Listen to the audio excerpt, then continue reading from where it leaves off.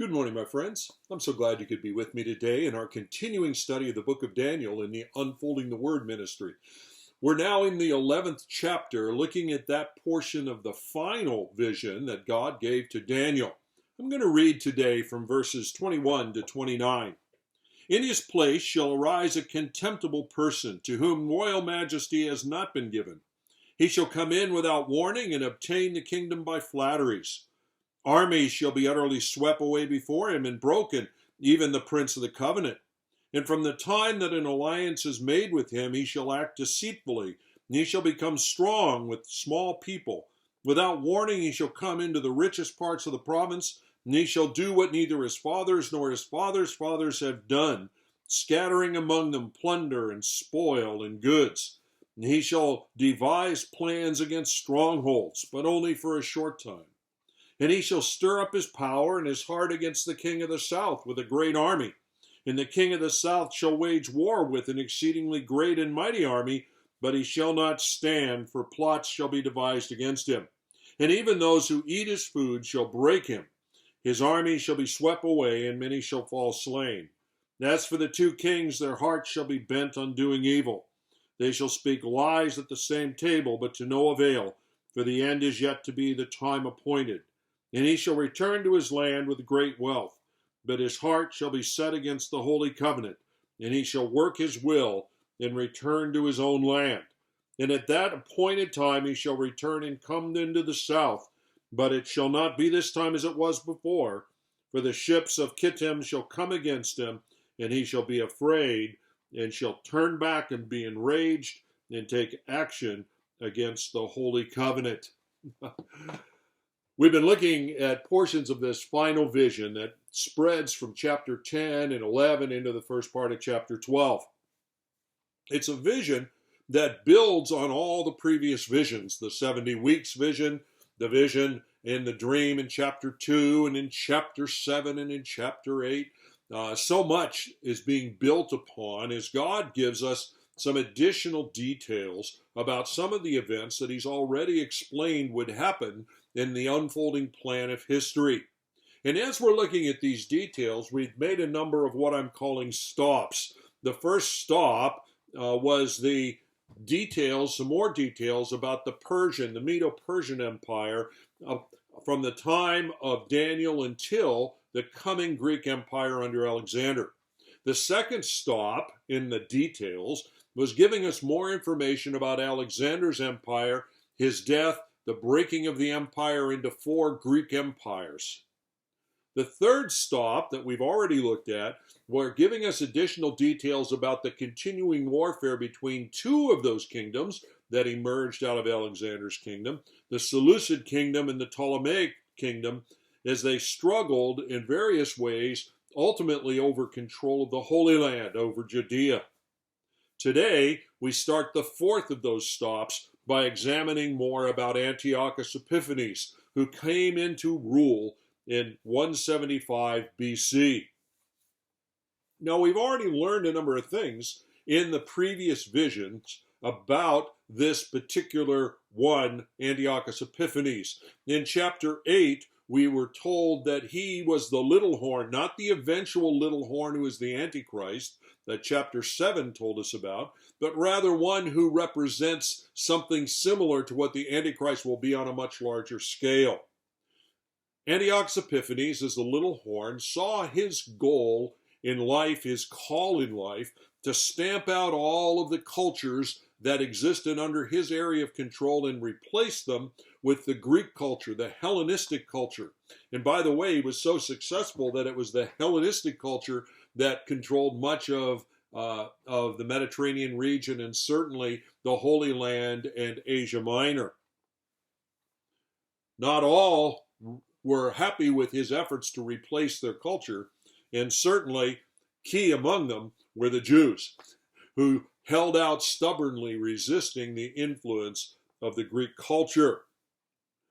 It tells us in chapter 8 that this Antiochus Epiphanes was responsible for fearful destruction and among the Jews. And we're also told that part of the time of his rule resulted in the overthrow of the Jewish temple, the stopping of temple sacrifices, the defilement of the temple of the Jews. But we also learned in chapter 8 that God promised to defeat the little horn.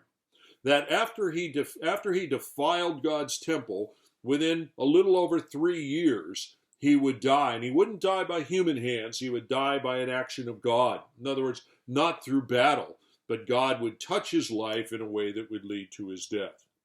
Now, that's what we know about him. So why doesn't God just leave it at that? Because God wants to give us even more details about Antiochus Epiphanes. Number one, so that Jews would make no mistake when that era was coming on them, that they would anticipate it and see, even in the suffering of those days, proof that God is the Lord of history. And by the way, that should be our result as well. As we see his hand in these ways, we know exactly who God is talking about. He tells us here in these verses I read to you today several things about him. Number one, that Antiochus Epiphanes came into power through political intrigue. He obtained the kingdom by flatteries, is the way verse 21 put it that I read, meaning he shouldn't have been the ruler, but he ended up being the ruler. We'll talk more about that tomorrow. The verses I read to you also indicated to us that he would be very, very successful in his warfare, ultimately defeating and controlling the empire of the south, the kingdom of the south, the Ptolemaic Empire, the Egyptian Empire. Also, we learn that the ruler of the Egyptian Ptolemaic Empire, Ptolemy VI, after coming and being defeated by Antiochus Epiphanes and the Seleucid Empire, he subtly, behind the scenes, worked out an ally relationship with Rome. Rome was rising in power in the western part of the Mediterranean region, and the Ptolemy thought that there's no way I can get back control over my land unless I end up in some sort of collaboration with someone whose armies are strong enough that we could withstand Antiochus Epiphanes. And so that's what he did. He entered into this arrangement. Unfortunately, or fortunately, he never was able to get out of the position of being under the thumb of Rome from that point onward. And the Ptolemaic Empire continued for a while, supposedly, but as a puppet kingdom under the ultimate control of Rome. Well, as this alliance was forged, then Ptolemy rebelled against Antiochus Epiphanes, and Rome, being with him, presented a formidable obstacle to Antiochus Epiphanes. Well, at any rate, Antiochus Epiphanes now, in these verses I read to you, verse 29 particularly, was the final of these verses, was furious about this outcome. And so he raised his army, made it bigger than ever, and he then attacked Egypt to pay them back for rebelling against his oversight, because he gained that by defeating them previously. But as he took his army and went into Egypt, what he encountered was the combined armies of the Ptolemaic Empire and the Roman Empire.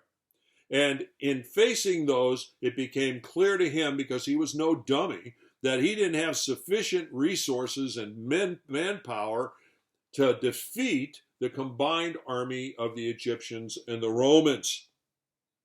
And so he lost face, not just before the Ptolemaic Empire, but also before the Roman Empire.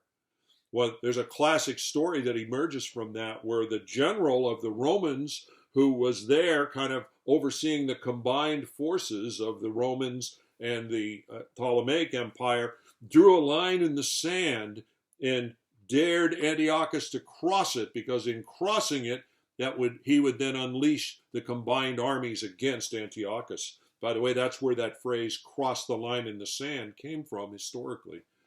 Antiochus didn't cross the line, and he left that region, back down, had to eat. He was ashamed to buy it, but he was no dummy. He knew he couldn't win the battle. So then he takes his army, turns it around, and retreats out of that region. However, what happened at that time led to disaster for Jews, because some of the Jewish zealots at that point in time, hearing of this loss of face, and if not defeat, at least resistance to Antiochus Epiphanes decided this is a good time for us to rebel ourselves. We don't like being under Antiochus Epiphanes either. He's been an unending source of grief to us as he's trying to stamp out our culture. So we're going to rebel. And they did. And it led to disaster, which we'll talk about more tomorrow. But one final word about this Ptolemaic Empire that was taking control and had control in Egypt. The Ptolemaic Empire continued until it was totally defeated by Rome and came totally under Roman control. The last of the Ptolemaic leaders was someone called Cleopatra, which you would know that name. At her suicide, unable to face the combined armies of the allies within the Roman Empire, at her suicide, the Ptolemaic Empire ceased, and Egypt came for hundreds of years under the control of the Roman Empire. You see, the scriptures intersecting history, but in a way God defined is what was necessary to do. Well, join me tomorrow as we continue our study of this period of Antiochus Epiphanes as God gave us more information. God bless.